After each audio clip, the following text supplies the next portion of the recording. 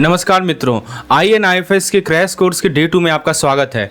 दोस्तों, आज जैसा कि हमने आप क्रैश कोर्स शुरुआत किया है INIFS का, और इस पार्टिकुलर क्रैश कोर्स में मैं आपको daily theory video, theory PDF, MCQ video, MCQ PDF, quizzes ये सभी प्रोवाइड करता हूं एक पार्टिकुलर चैप्टर से। तो आज हमारा दूसरा दिन है और आज हम लोग यूनिट 2 को डिस्कस करेंगे। सबसे यूनिट 2 हमारा सेक्टर्स ऑफ इंडियन इकोनॉमी है।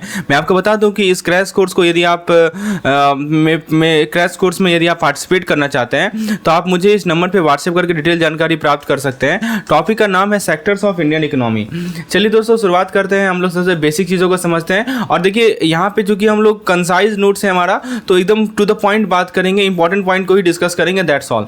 देखिए दोस्तों, सबसे पहले समरी आपको मैं बताता हूँ इकोनॉमिक सेक्टर के समरी के बारे में। तो पहला होता है प्राइमरी सेक्टर। तो प्राइमरी सेक्टर का मतलब क्या होता है कि जितने भी जॉब्स होते हैं जिसमें हमें नेचर से सारा चीज़ स्ट्रेट मिलता हो, जैसे कि फार्मर्स हो गए जो कि क्रॉप ग्रो करते हैं, माइनर्स हो गए जो कि मैं एग्जांपल के तौर पे फार्मर का बता रहा हूँ, मैं एग्जांपल के तौर पर आपको माइनर का बता रहा हूँ, राइट। उसके अलावा दोस्तों मैं फिशर्स का बता रहा हूँ। तो ये फिशर क्या करते हैं कि सी फूड को कैच करते हैं। तो दोस्तों ये सभी सप्लायर होते हैं, बिल्डिंग ब्लॉक जो कि यूज किया जाता है बाकी चीज़ों को बनाने के लिए। तो ये सेक्टर स्पेशली इंपॉर्टेंट होता है वैसे कंट्री में जो कि एग्रेरियन इकोनॉमी है, जो कि एग्रीकल्चर पर रिलाई करता है और बहुत सारे नेचुरल रिसोर्स इस कंट्री के पास है। तो वहाँ पे ये ज़्यादा ये सेक्टर ज़्यादा बूम होता है। यदि हम दूसरे सेक्टर की बात करें वो होता है हमारा सेकेंडरी सेक्टर। तो ये इसमें क्या होता है कि जो रॉ मटेरियल हमने प्राइमरी सेक्टर से लिया उसका यूज करता है ये पार्टिकुलर सेक्टर, यानी प्राइमरी सेक्टर का जो रॉ मटेरियल है उसको सेकेंडरी सेक्टर यूज करता है और उसको फिनिश प्रोडक्ट में कन्वर्ट करता है। वही कहा जा रहा है कि process raw material into finish product. तो जैसे मैं आपको एग्जांपल बताता हूँ, फैक्ट्री वर्कर हो गए, ठीक है।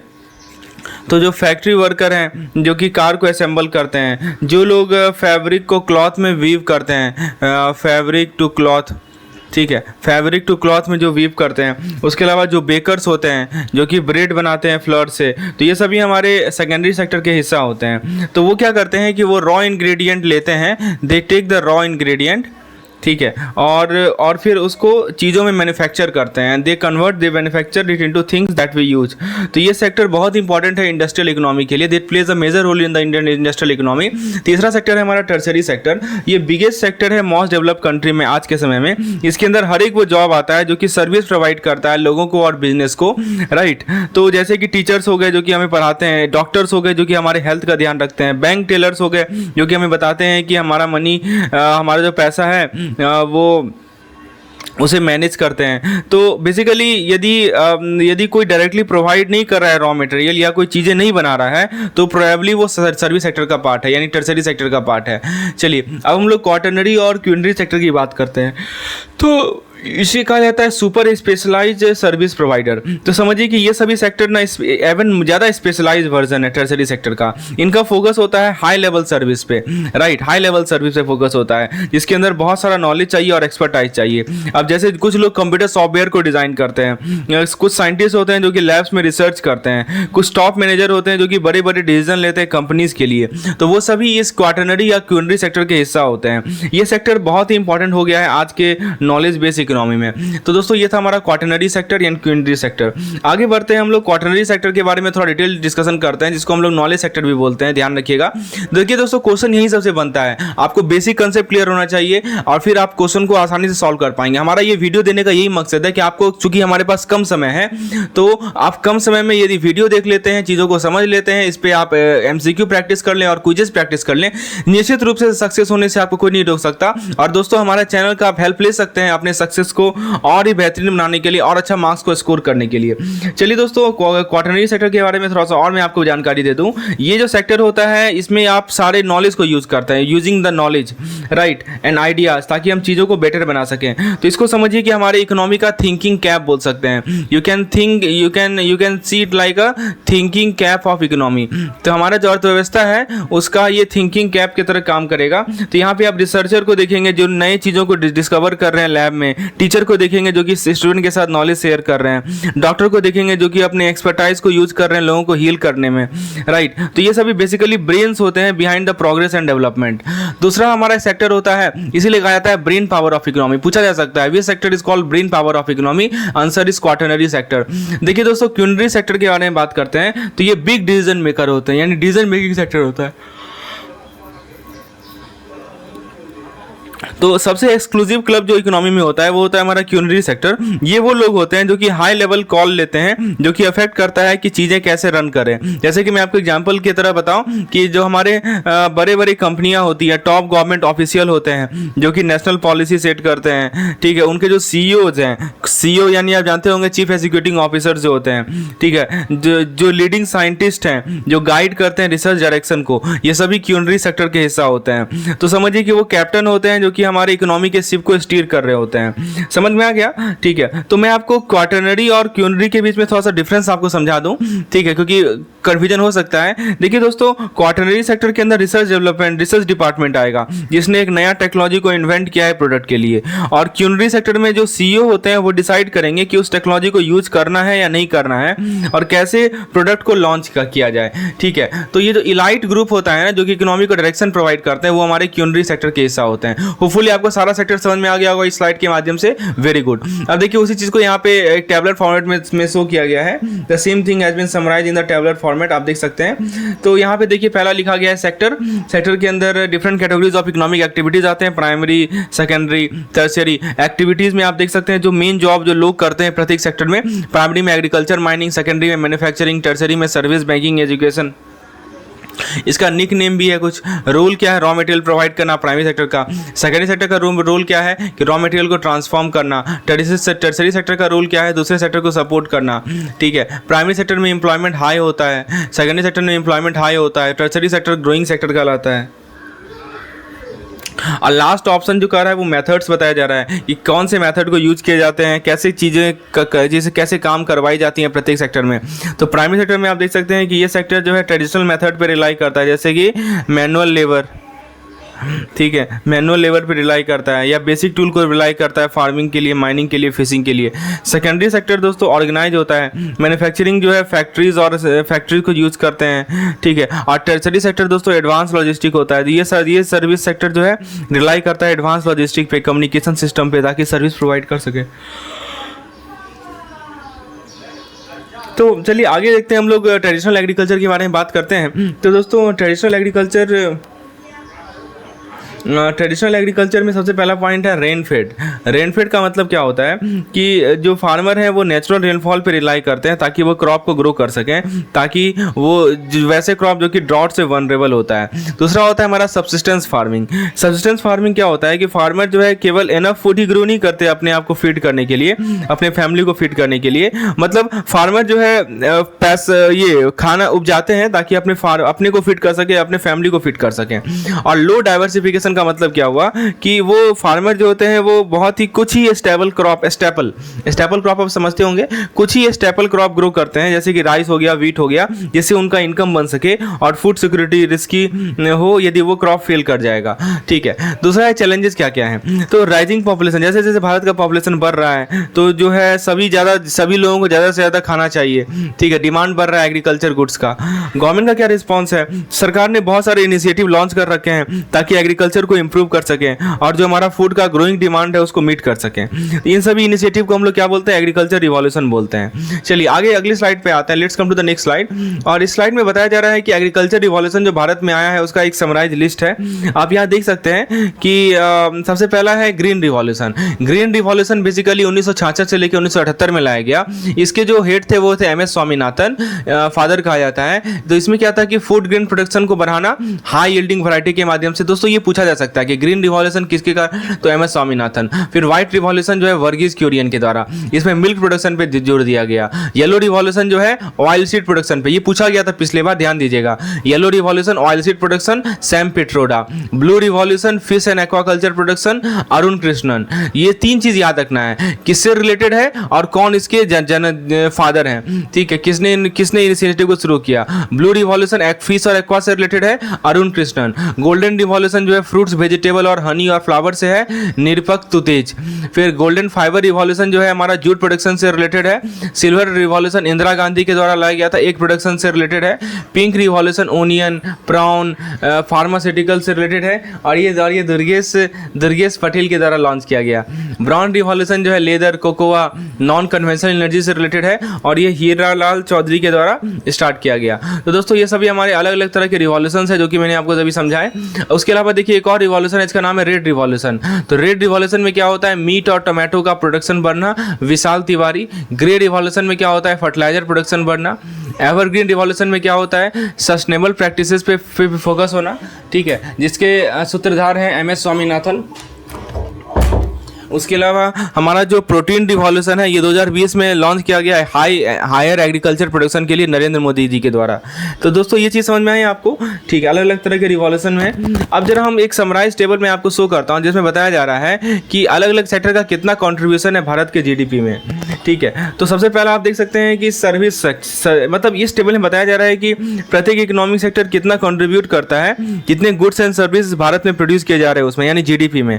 तो देखिए सर्विस का जो है ओवर 55% है, मतलब क्या हुआ कि मोर देन 50% से भी ज्यादा जो इंडिया का GDP है वो आता है सर्विस सेक्टर से। अब कौन कौन से जॉब होते हैं, जैसे कि एजुकेशन हो गया, मैंने पहले ही बताया था, हेल्थ केयर हो गया, राइट, फिर बैंकिंग हो गया, IT हो गया, ये सभी हमारे सर्विस सेक्टर के हिस्सा होते हैं। दूसरा है हमारा सेकेंडरी सेक्टर। ये सेक्टर जो है हमारा GDP का 27% कॉन्ट्रीब्यूट करता है। इसके अंदर मैन्युफैक्चरिंग हो गया, मैन्युफैक्चरिंग का सबसे ज्यादा पोर्शन है, याद रखिएगा, मैन्युफैक्चरिंग का सबसे ज्यादा पोर्शन है हमारा सेकेंडरी सेक्टर में, राइट, जो कि कितना है, यहाँ देखिए लिखा हुआ है मैन्युफैक्चरिंग जो is a part of secondary sector which contribute to almost 14%। तो इसीलिए दोस्तों फैक्ट्रीज और प्रोडक्शन प्लांट जो है वो अभी भी इंपॉर्टेंट है। दोस्तों रिवीजन करना बहुत जरूरी है, मैं आपको रिवाइज भी करवाऊंगा। अब देखिए एग्रीकल्चर का जो कंट्रीब्यूशन है वो 18% से भी कम हो गया है, ठीक है। फार्मिंग अभी भी जरूरी है लेकिन बहुत ही इंपॉर्टेंट, बहुत ही कम रोल प्ले करता है। तो यहाँ से हमने क्या देखा कि जो इंडियन इकोनॉमी है इसमें सिग्निफिकेंट शिफ्टिंग दिखा है। पहले वो एग्रीकल्चर डोमिनेंट था, वो सर्विस बेस्ड डोमिनेंट हो चुका है। अब सर्विस सेक्टर को ड्राइविंग फोर्स माना जाता है और ये कंट्रीब्यूट करता है GDP का ओवर 55%। उसके बाद नेक्स्ट पॉइंट बताया जा रहा है कि जो मैन्युफैक्चरिंग सेक्टर अभी भी इंपॉर्टेंट है, ठीक है, लेकिन सेकेंडरी सेक्टर के अंदर, लेकिन इसका रोल उतना डोमिनेट नहीं है, ठीक है। सेकेंडरी सेक्टर में GDP का 27% कंट्रीब्यूट करता है, जैसे मैन्युफैक्चरिंग सबसे ज़्यादा मेजर कंट्रीब्यूटर है, ठीक है। अब जरा हम लोग बात करते हैं लार्जेस्ट सेक्टर की। तो दोस्तों यहाँ पे एक चीज समझिए, लार्जेस्ट एम्प्लॉयर कौन है इसको बताया जा रहा है कि देख सकते हैं आप 93.4% का डाटा दे रखा है कि एक मैसिव पोर्शन जो इंडियन वर्कफोर्स का है लगभग 93%, ठीक है, जो कि रफली कितना हो गया, दिस इज रफली 400 मिलियन पीपल, सोच सकते हैं आप, ठीक है। तो 40 करोड़ पीपल, तो ये जो है एग्रीकल्चर में काम करते हैं, राइट। इसका मतलब कि ये बहुत सारे लोग जो है फार्मिंग पे रिलाई करते हैं अपने इनकम के लिए, राइट। अब देखिए श्रिंकिंग शेयर ऑफ GDP, मतलब क्या होता है कि बहुत सारे लोग एग्रीकल्चर में काम करते हुए भी इसका जो कंट्रीब्यूशन है overall value of goods and service का, ये बहुत ही घटते जा रहा है। ऐसा इसलिए हो रहा है क्योंकि जो दूसरे सेक्टर्स हैं जैसे कि सर्विस सेक्टर हो गया, इंडस्ट्रियल सेक्टर हो गया, ठीक है, ये सभी सेक्टर ग्रो कर रहे हैं, फास्टली ग्रो कर रहे हैं। इस कारण से जो है GDP जो है श्रिंक कर रहा है। रिसेंट इंप्रूवमेंट क्या हुआ है कि देखिए कुछ गुड न्यूज आए हैं एग्रीकल्चर में कि जो टेक्नोलॉजी का यूज है, जैसे कि मैं आपको टेक्नोलॉजी का नाम बताऊं, जैसे कि बेटर सीड या फार्मिंग मशीनरी, या नहीं तो इरिगेशन सिस्टम इंप्रूव हुआ है ताकि हम वाटर को मैनेज कर सकें। सरकार की नीतियां बढ़ी हैं जिससे हेल्प किया है कि एग्रीकल्चर आउटपुट बढ़ाने में, मतलब कि फार्मर ज्यादा क्रॉप प्रोड्यूस कर रहे हैं, ज्यादा लाइव स्टॉक प्रोड्यूस कर रहे हैं। लेकिन अभी भी क्रिटिकल रोल है। कहने का मतलब ये हुआ कि एग्रीकल्चर जो शेयर है GDP का वो कम है, एग्रीकल्चर का जो GDP में शेयर है वो कम है, लेकिन अभी भी एग्रीकल्चर बहुत ही इंपॉर्टेंट है। ये जॉब और इनकम प्रोवाइड करता है ह्यूज पॉपुलेशन को, जो कि अभी मैंने आपको आंकड़ा बताया था, लगभग 93% यानी कि 40 करोड़ लोग। अब देखिए एक और पॉइंट को समझिए, इंपॉर्टेंस क्या एग्रीकल्चर का हमारे इकोनॉमिक ग्रोथ में। ये देखिए एक स्ट्रॉन्ग यहां बताया जा रहा है कि यस प्रमोट्स इकोनॉमिक ग्रोथ, ठीक है। अब देखिए इंपॉर्टेंस क्या है कि एग्रीकल्चर लगभग 54.6% जो वर्कफोर्स है उसको एम्प्लॉय करता है और इंडिया का जो ग्रॉस वैल्यू एडिशन है उसमें 17.8% कंट्रीब्यूट करता है। सरकार का कुछ इनिशिएटिव का नाम जैसे आप देख सकते हैं, प्रधानमंत्री फसल बीमा योजना, क्रॉप इंश्योरेंस, इंफ्रास्ट्रक्चर डेवलपमेंट के लिए FPO, एग्रीकल्चर इंफ्रास्ट्रक्चर फंड। देखिए लैंड यूज में बताया जा रहा है कि जो नेट सोन एरिया है वो 42.4% है इंडिया का टोटल लैंड का, और इरिगेशन जो है 68.6 मिलियन हेक्टेयर को कवर करता है। और एग्रीकल्चर का जो ग्रॉस ग्रॉस वैल्यू एडिशन है वो बढ़ा है, 17.7% था 15-16 में, अब बढ़कर 17.8% हुआ है 19-20 का डेटा है। अब इसका इंपॉर्टेंस क्या है, देखिए एक स्ट्रॉन्ग इंडस्ट्रियल सेक्टर जो है, actually we are talking about secondary sector now, this is part related to secondary sector. तो देखिए एक स्ट्रॉन्ग इंडस्ट्रियल सेक्टर हेल्प करता है इकोनॉमी को फास्टर ग्रो करने में। फैक्ट्रीज और प्रोडक्शन प्लांट जो है नए गुड्स क्रिएट करते हैं जो कि हमारे गुड्स और सर्विसेज का ओवरऑल वैल्यू बढ़ाते हैं। दूसरा पॉइंट है सेल्फ सफिशिएंसी, यहाँ देखिए लिखा हुआ है सेल्फ सफिशिएंसी, मतलब भारत जो है जब अपना प्रोडक्ट खुद मैन्युफैक्चर करेगा तो वो इंपोर्ट पे कम रिलाई करेगा, इससे क्या होगा, हमारा इकोनॉमी स्टेबल बनेगा। एम्प्लॉयमेंट मतलब कि बहुत सारा जॉब क्रिएट करना, एग्रीकल्चर गुड्स का डिमांड बढ़ना। अब देखिए इंडस्ट्री का कुछ सब सेक्टर होता है, वो मैं आपको समझाता हूँ। जैसे आप देख सकते हैं mining and quarrying, mining and quarrying दोस्तों हमारा जीवीए का 3% एलोकेट किया गया है। मतलब क्या हुआ कि हमारा जो है कुछ रिसोर्सेज होता है, जैसे कि कोयल हो गया, कोयला हो गया, आयरन ओर हो गया, लाइमस्टोन हो गया, इसको हम लोग एक्सट्रैक्ट आउट करते हैं हमारे अर्थ से।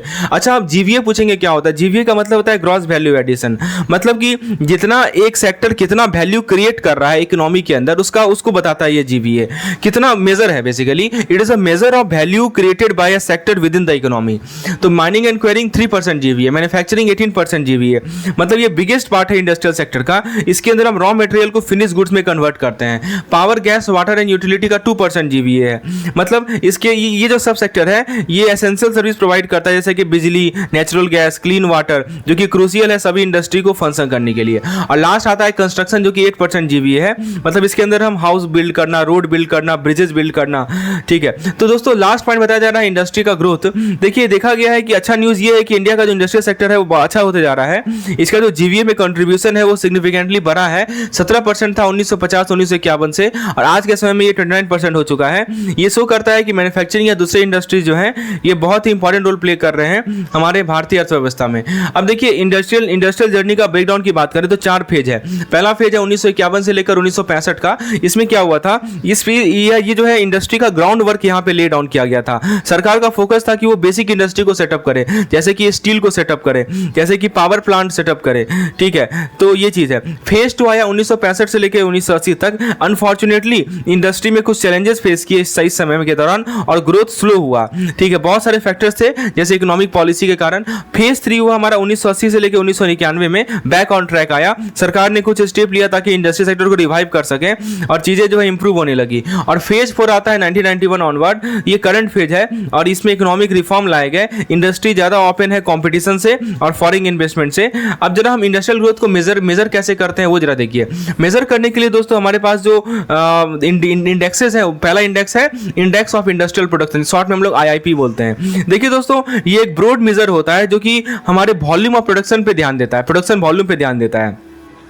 इसका मतलब क्या हुआ कि हाउ मच इज प्रोड्यूस्ड, कितना प्रोड्यूस किया जा रहा है उस पर ध्यान देता है ये। ठीक है, जैसे कि 3 सेक्टर है, 3 की सेक्टर होते हैं, जैसे माइनिंग, मैन्युफैक्चरिंग और इलेक्ट्रिसिटी।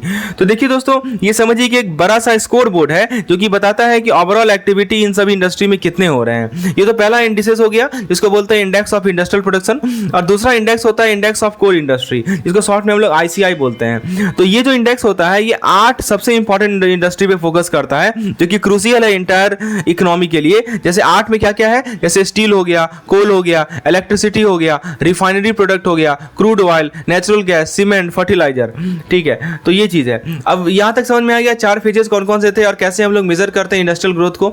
अब देखिए सर्विस प्रोवाइडर की बात करते हैं। देखिए दोस्तों बताया जा रहा है कि जो सर्विस सेक्टर है वो किंग पिन है हमारे इंडियन इकोनॉमी का। ये हमारा ओवर हाफ कंट्रीब्यूशन देखता है, देख सकते हैं 54% कंट्रीब्यूट करता है। सर्विस सेक्टर के अंदर सब सेक्टर आते हैं, trade, repair, hotel, restaurant, transport, storage, communication, financial, real estate, professional service, community, social and public, personal welfare. ठीक है, तो डोमिनेंट शेयर है इसका। तो लेकिन अभी जो है कुछ स्लो डाउन हुआ है। देखिए पहले तो 8.1% था, अभी घटकर 7.5% हुआ है। ठीक है, एक और चीज को समझिए कि जितने भी हमारे मिक्स परफॉर्मेंस यहाँ पे बताया जा रहा है कि जितने भी सर्विस सेक्टर हैं वो ग्रो नहीं कर रहे हैं सेम पेस पे। कुछ एरिया जैसे टूरिज्म हो गया, ट्रांसपोर्टेशन हो गया, वो एक्चुअली डिक्लाइन एक्सपीरियंस कर रहे हैं। लेकिन दूसरी तरफ कुछ सेक्टर जैसे फाइनेंस हो गया, रियल एस्टेट हो गया, प्रोफेशनल सर्विस हो गया, इसमें स्ट्रॉन्ग ग्रोथ देखा जा रहा है। अब देखिए एक पॉइंट को समझिए, यहाँ पे नेक्स्ट लाइन में बताया जा रहा है कि job lags behind growth, job disparity. मतलब क्या हुआ कि सर्विस सेक्टर एक मेजर कंट्रीब्यूटर है हमारी इकोनॉमी में, लेकिन उतना जॉब नहीं क्रिएट कर पा रहा है जैसा कि लोग एक्सपेक्ट करते हैं। ये बहुत बड़ा चैलेंज है जिसको एड्रेस करना बहुत जरूरी है। टूरिज्म को बूस्ट चाहिए। टूरिज्म दोस्तों, टूरिज्म जो है, जो टूरिस्ट दूसरे कंट्री से आते हैं वो बढ़े नहीं हैं, और जो टूरिस्ट पैसा लाते हैं, फॉरेन एक्सचेंज अर्निंग जिसको बोलते हैं, वो भी घटते जा रहा है। फिर आईटी एंड बिजनेस सर्विस के बारे में बताया जा रहा है, आईटी बीपीएम। तो दोस्तों आईटी और बिजनेस प्रोसेस मैनेजमेंट, बीपीएम का फॉर्म क्या होता है, बिजनेस प्रोसेस मैनेजमेंट।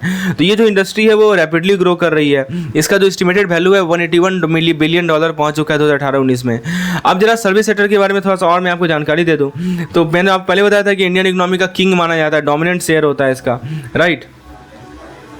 तो मैंने आपको बताया था कि 2019-20 में इसने कंट्रीब्यूट किया था लगभग 55.3% ऑफ द इंडिया जीवीए। इसके अंदर क्या क्या इंक्लूड होता है, तो इसका ब्रेकडाउन के बारे में बात करें तो ट्रेड, हॉस्पिटैलिटी, कम्युनिकेशन, जो कि लगभग 18.3% में आता है, ठीक है। फिर दूसरा होता है financial, real estate and professional service, जो कि 21.4% में आता है। और लास्ट आता है public administration, defence and other service, जो कि 15.6% में आता है। तो एक पॉइंट है जिसको बोलते हैं ग्लोबल प्लेयर, यानी ग्लोबल पोजीशन। भारत एक बहुत बड़ा नाम है सर्विस इंडस्ट्री में वर्ल्ड वाइड। इसका जो रैंकिंग है वो अमॉन्ग टॉप 10 कंट्रीज में आता है। दूसरा पॉइंट है हमारा अट्रैक्टिंग इन्वेस्टमेंट, ठीक है। तो भारत जो है 5th लार्जेस्ट रेसिपिएंट है फॉरेन डायरेक्ट इन्वेस्टमेंट का, यानी एफडीआई का, ठीक है। तो फॉरेन डायरेक्ट इन्वेस्टमेंट का मतलब क्या होता है, जब भी कोई कंपनियां दूसरे कंट्री से पैसा इन्वेस्ट करती है भारत में, तो इंडिया एक बहुत ही पॉपुलर डेस्टिनेशन है ऐसे इन्वेस्टमेंट के लिए, जिसका रैंक 5th डाला गया है UNCTAD के द्वारा। ये क्या होता है, United nation conference on trade and development. ये शो करता है कि इंडियन सर्विस सेक्टर में लोगों का कितना कॉन्फिडेंस है। और दोस्तों एक और पॉइंट को मैं आपको बता दूं कि भारत जो है वर्ल्ड लीडर है एक्सपोर्टिंग सॉफ्टवेयर एक्सपोर्ट करने में। भारत जो है ग्लोबल लीडर है, और लगभग 40% of the service India export करता है सॉफ्टवेयर से रिलेटेड। अब देखिए एम्प्लॉयमेंट ट्रेंड के थोड़ा बात कर लेते हैं। देखिए पहला सवाल है कि वेयर डू पीपल वर्क, लोग कहाँ काम करते हैं, एम्प्लॉयमेंट डिस्ट्रीब्यूशन क्या है। पहला है प्राइमरी सेक्टर, तो ये सबसे बिगेस्ट एम्प्लॉयर है खासकर रूरल एरिया में। बहुत सारे लोग जो एग्रीकल्चर में काम करते हैं वो मैन होते हैं, रूरल मैन होते हैं। सेकेंडरी की बात करें तो सेकेंडरी सेक्टर जो है ग्रो कर रहा है, लेकिन बहुत सारे जॉब जो है सिटीज़ में है। ये जरूरी है कि हम बहुत सारे जॉब को क्रिएट करें इंडस्ट्री में, जो भी लोग रूरल एरिया में रह रहे हैं। और मैन्युफैक्चरिंग की हम बात करें तो मैन्युफैक्चरिंग को मैंने अब आपको बताया कि ये सेक्टर तो ग्रो कर रहा है, ठीक है। लेकिन एक पॉइंट को समझिए, जो कि हमारा manufacturing sector employ 12% of the workforce but need to create more job, ठीक है। अब देखिए कंस्ट्रक्शन सेकंड लार्जेस्ट एम्प्लॉयर है भारत में। This is the second largest employer in the India. लगभग 31 मिलियन पीपल जो है कंस्ट्रक्शन में काम कर रहे हैं, यानी 8% टोटल एम्प्लॉयमेंट का। टर्सरी की बात करें, tertiary service sector growing sector है, राइट, ये मैंने आपको पहले बताया। अब इंडिया का सनराइज सेक्टर क्या होता है, इस पे सवाल बहुत बार पूछा गया। अगले स्लाइड पे चलते हैं। What is the sunrise sector, इसको समझिए दोस्तों। क्या होता है सनराइज सेक्टर, इमेजिन कीजिए कि इकोनॉमी एक नाइट स्काई है। क्या है इकोनॉमी, नाइट स्काई, ठीक है। तो सनराइज सेक्टर मतलब समझिए कि ब्राइट न्यू स्टार्स हैं, मतलब कुछ नए तारे हैं, नए स्टार्स हैं जो कि इमर्ज कर रहे हैं, प्रॉमिस कर रहे हैं फ्यूचर ग्रोथ को। तो कुछ नए इंडस्ट्रीज हैं जो कि रैपिडली ग्रो कर रहे हैं, उनके पास पोटेंशियल है कि वो मेजर प्लेयर हो सकते हैं हमारे इकोनॉमी में। तो सवाल ये उठता है कि उनको स्पेशल कौन बनाता है, व्हाट मेक देम स्पेशल। तो सनराइज सेक्टर का मतलब क्या होता है, इनोवेशन, फ्रेश आइडियाज, नए टेक्नोलॉजी, कॉन्स्टेंटली जो चीज़ों को इन्वेंट करना, चीज़ों को इंप्रूव करना। दूसरा होता है इन्वेस्टमेंट मैग्नेट, मतलब क्योंकि इनका हाई ग्रोथ पोटेंशियल है, इसीलिए ये जो हमारे टर्सरी सेक्टर है, ये जो हमारे सनराइज सेक्टर है, ये बहुत ज़्यादा इन्वेस्टमेंट को अट्रैक्ट करते हैं। मतलब कंपनी जो दूसरे कंट्री की है और वेल्दी इंडिविजुअल वो अपने पैसा यहाँ पे डालते हैं। मैं आपको कुछ एग्जांपल बताता हूँ, जैसे कि आप यहाँ देख सकते हैं green energy, fintech, information technology, electronic, pharmaceutical, automobile, health care, infrastructure, retail, food processing. दोस्तों पूछा गया था कि इनमें से कौन सा सनराइज सेक्टर है, ठीक है, तो ये ध्यान रखिएगा। अब देखिए बेनिफिट क्या है इंडिया के ब्राइट फ्यूचर के लिए। पहला है जॉब क्रिएशन, जैसे जैसे सनराइज सेक्टर ग्रो करेगा तो वो ज़्यादा से ज़्यादा जॉब क्रिएट करेगा अक्रॉस द कंट्री। और दूसरा बेनिफिट है बिजनेस ग्रोथ, मतलब क्या होता है कि एक थ्राइविंग सनराइज सेक्टर जो है नए नए बिजनेस को क्रिएट करने में हेल्प करता है, जो कि हमारे इकोनॉमी को बूस्ट करता है। अब लास्ट हम लोग इस सेक्टर को, इस पार्टिकुलर चैप्टर को कंक्लूड करते हैं, ऑर्गेनाइज वर्सेस अनऑर्गेनाइज सेक्टर के बारे में डिस्कशन करते हैं। देखिए दोस्तों, ऑर्गेनाइज सेक्टर में क्या होता है कि एक आप वेल ऑर्गेनाइज ऑफिस के बारे में सोचिए, जहाँ पे क्लियर रूल्स एंड रेगुलेशन है। ये होता है हमारा ऑर्गेनाइज सेक्टर हमारे नटसेल में। फॉर्मल है, मतलब क्या हुआ कि जो भी सेक्टर के अंदर बिजनेसेस होंगे ना, वो रजिस्टर्ड होगा सरकार के पास और वो स्टैब्लिश लॉ को फॉलो करेगा। इसके अंदर स्कूल, हॉस्पिटल या बड़े बड़े कंपनियां आ गई। जॉब सिक्योरिटीज में क्या होती होती है, जो भी एम्प्लॉय रहते हैं उनके पास एक कॉन्ट्रैक्ट होता है जो कि गारंटी करता है वर्क फॉर सर्टेन, कुछ अवधि के लिए गारंटी करता है वर्क, और उनको बेनिफिट प्रोवाइड करता है जैसे कि हेल्थ इंश्योरेंस और पेड लीव। इससे क्या होता है कि जॉब जो होता है स्टेबल होता है। दूसरा है लोअर अनएम्प्लॉयमेंट। मतलब क्या है कि चूंकि स्टेबिलिटी है, चूंकि बेनिफिट्स है, इसीलिए जॉब के लिए कम कंपटीशन है इस सेक्टर में, जिस कारण से एम्प्लॉयमेंट रेट कम होता है, अनएम्प्लॉयमेंट रेट कम होता है। फिर है इनफॉर्मल। अब हम लोग बात करते हैं अनऑर्गेनाइज सेक्टर की। अनऑर्गेनाइज सेक्टर में क्या इनफॉर्मल है, मतलब कि एक बस्टलिंग स्ट्रीट के बारे में सोचिए जहां पे बहुत सारे छोटे छोटे वेंडर्स हैं। यही होता है हमारा इनफॉर्मेलिटी ऑफ अनऑर्गेनाइज सेक्टर। मतलब इस सेक्टर में जो बिजनेस है ना वो रजिस्टर्ड नहीं होते सरकार के पास, और उनके पास कोई फिक्स रूल या रेगुलेशन नहीं होता है। इसके अंदर स्ट्रीट वेंडर आ गए, स्मॉल रिपेयर शॉप आ गया, डोमेस्टिक वर्कर आ गए।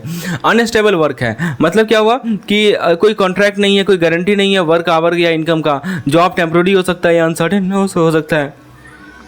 और लास्ट पॉइंट है लार्जर वर्कफोर्स। मतलब एक सरप्राइजिंग फैक्ट है कि जो मोस्ट वर्कर है इंडिया में वो एक्चुअली अनऑर्गेनाइज सेक्टर में काम करते हैं, क्योंकि ये आसान है कोई छोटा सा बिजनेस स्टार्ट करना या टेम्प्रोरी वर्क फाइंड करना इस सेक्टर में। ठीक है, तो वही चीज़ बताया जा रहा है कि ऑर्गेनाइज सेक्टर में क्या डिफरेंस है। तो वही चीज़ यहाँ पे आप देख सकते हैं कि कुछ की कैरेक्टरिस्टिक्स बताए जा रहे हैं। जैसे आप देख सकते हैं कि अनऑर्गेनाइज सेक्टर में लो वेजेज हैं, जो भी लोग इस सेक्टर में काम करते हैं उनका वो कम कमाते हैं, वर्क अनस्टेबल है, लिमिटेड प्रोटेक्शन है। ठीक है, तो कौन लोग यहाँ पे काम करते हैं, हु वर्क हेयर, वह तो यहाँ देखिए लिखा है ना वर्क फॉर रिलायंस।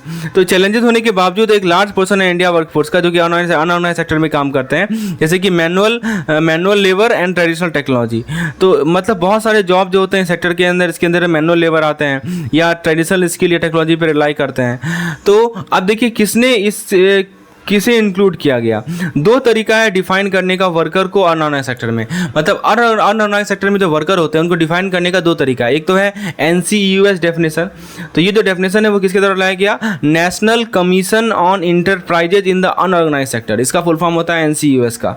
तो ये कंसिडर करता है कि बिजनेस ऑर्गेनाइज तब है यदि वो प्राइवेटली ऑन किया गया है। ठीक है, और इसके अंदर कम से कम not incorporated and have less than 10 worker, मतलब 10 वर्कर से भी कम है। तो ये NCUS कहता है कि ऐसे सेक्टर जो है, ऐसे बिजनेस जो है वो हमारे अनऑर्गेनाइज में है। और दूसरा इनफॉर्मल वर्कर का डेफिनेशन कहा गया है कि मतलब कि दिस डेफिनेशन इंक्लूड एनी, चाहे कोई भी वर्कर हो किसी फर्म में या फैमिली सेटिंग में, जिसको अनऑर्गेनाइज माना जाएगा, चाहे वो बिजनेस के पास 10 से ज़्यादा वर्कर भी क्यों ना हो। तो की पॉइंट ये है कि यदि ये सभी वर्कर के पास फॉर्मल बेनिफिट ना हो, प्रोटेक्शन ना हो, जो कि ऑर्गेनाइज जॉब के साथ एसोसिएटेड होता है, तो इसे इनफॉर्मल माना जाएगा। तो ये था हमारा ये पार्टिकुलर लेक्चर। एक बार मैं आपको फिर से इंपॉर्टेंट पॉइंट रिमाइंड करवा दूं। देखिए मैंने आपको primary, secondary, tertiary, quaternary, quinary sector के बारे में पहले समझाया। उसके बाद दोस्तों मैंने आपको क्या बताया कि जो ग्रीन रिवॉल्यूशन है, व्हाइट रिवॉल्यूशन है, yellow, blue, golden fibre, silver, brown, red, grey, evergreen, ये सभी कौन होते हैं। सर्विस सेक्टर का कॉन्ट्रीब्यूशन सबसे ज़्यादा है, सेकेंडरी का सबसे कम है, मैन्युफैक्चरिंग का उससे कम है, एग्रीकल्चर का सबसे कम है। ठीक है, अब देखिए मैंने आपको बताया था कि लार्जेस्ट सेक्टर है वो हमारा एग्रीकल्चर सेक्टर ही है, सबसे ज़्यादा इंप्लॉयमेंट वही प्रोवाइड करता है। ठीक है, फिर मैंने आपको बताया कि क्या इंपॉर्टेंस है, GVA क्या है। सब सेक्टर यदि हम बात करें इंडस्ट्रियल सेक्टर का, सेकेंडरी सेक्टर का, तो mining, manufacturing, power, gas, utilities, construction. ठीक है, ये सभी हमारा है। 4 फेजेज में इंडस्ट्री जर्नी हुआ, फेज 1, फेज 2, फेज 3, फेज 4, क्या क्या डेवलपमेंट हुए वो मैंने समझाया आपको। यदि हम इंडस्ट्रियल ग्रोथ के मेजरमेंट की बात करें तो IIP और ICI दो इंडेक्स होते हैं मेजरमेंट करने के लिए। फिर मैंने आपको सर्विस सेक्टर का सब सेक्टर बताया, trade, transport, financial, community, dominant share है सर्विस सेक्टर का GVA में। फिर मैंने आपको समझाया UNCTAD का फुल फॉर्म क्या होता है। फिर मैंने आपको बताया कि एम्प्लॉयमेंट डिस्ट्रीब्यूशन किस प्रकार से, एग्रीकल्चर सबसे ज़्यादा डोमिनेंट है खासकर रूरल एरिया में। सेकेंडरी सेक्टर जो है ग्रोइंग सेक्टर है। मैन्युफैक्चरिंग सेक्टर क्या होता है, सेकेंडरी सेक्टर क्या पोटेंशियल है, सनराइज सेक्टर क्या होता है। फिर मैंने आपको ऑर्गेनाइज और अनऑर्गेनाइज के बीच डिफरेंस बताया। तो ये था हमारा आज का लेक्चर। दोस्तों यदि आपको किसी प्रकार की स्टडी मटेरियल की रिक्वायरमेंट है तो आप मुझे इस नंबर पर व्हाट्सएप करके डिटेल जानकारी प्राप्त कर सकते हैं। तो ये था हमारा पार्ट 2 लेक्चर, सेकेंड डे का IFS क्रैश कोर्स का। धन्यवाद।